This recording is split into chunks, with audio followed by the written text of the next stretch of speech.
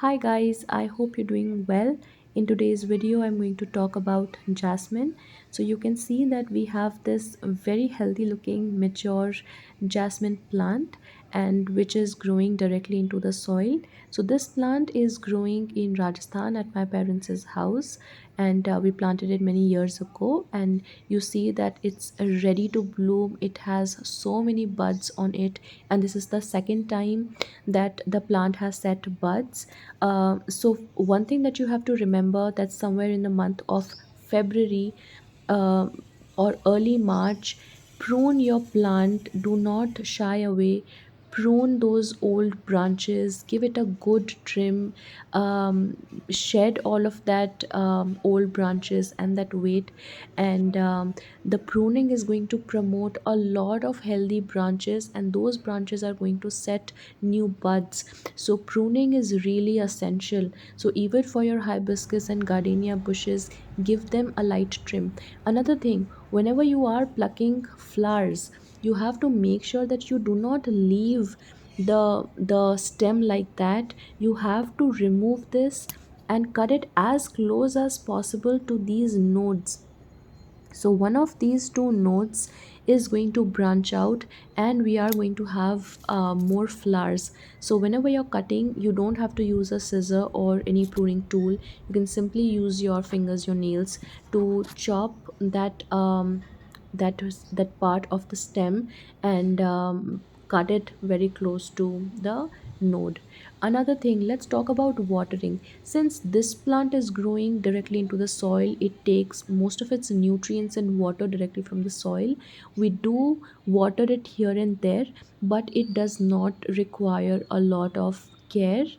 It's fairly independent. But however, if your plant is growing, it is smaller, and if it's growing in a container, make sure that it is not exposed to like the scorching heat of 10 to 12 hours, and make sure that you water it either early morning, very early morning, or in the late evening, only when the first top 1 inch is dry. Because when there is going to be moisture in the soil, the plant will be able to withstand the heat of the sun. So as you see that the stem is very dense, it's very difficult for us to get as close as possible to the bottom. So we normally tend to use any liquid fertilizer here and there, normally a mustard cake fertilizer, um, and we just water the plant. But this does not thankfully have any issues. Whereas I have another plant which I'm going to show you later, has chlorosis, is growing in a pot. So for acidity, because jasmines love acidity, we take some coffee grounds, or as you can see that I have some brewed tea leaves, and this is this tea mixture which I made using the leftover tea leaves, and I'm just gonna throw it into the soil so that the soil remains acidic, and it works like a slow release acidifier for the plant, because jasmines love acidic soil. Here you see is the jasmine plant which is growing in the container, and it's not looking great. It has chlorosis. So I do want to tell you that if your plant is growing in a container, it's gonna need much more care, since it's growing in a much smaller area. So obviously, even the growth is not going to be very great.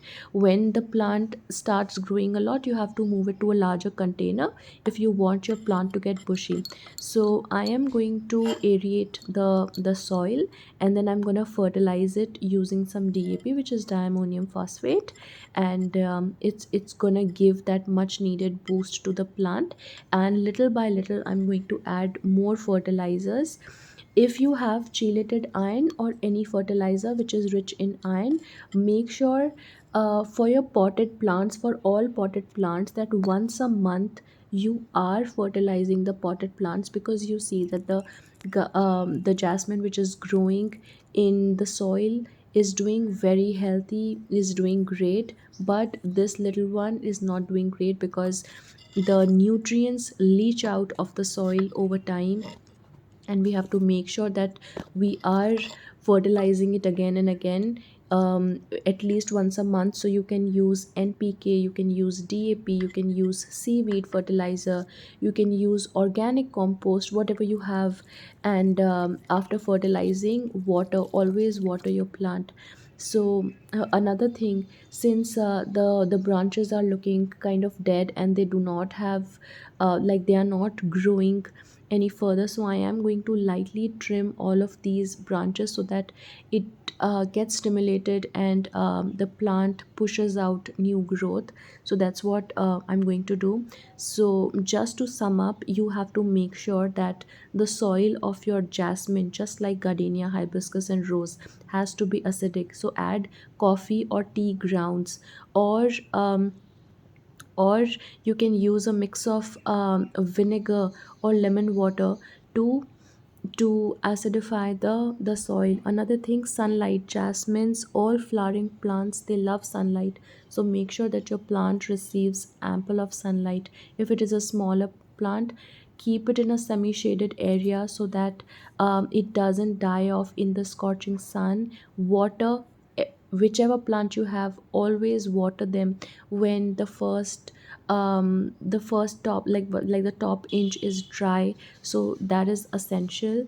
And keep an eye for any mealybugs or any insects, because they tend to attack the plants, and they can miss our eye. And make sure that you are pruning your plants regularly, so that the plant is always pushing out new growth. So that's about jasmines. um, Keep the soil acidic, give them enough fertilizers, give them enough sun, and prune them before the flowering season, and your plant is going to be absolutely happy.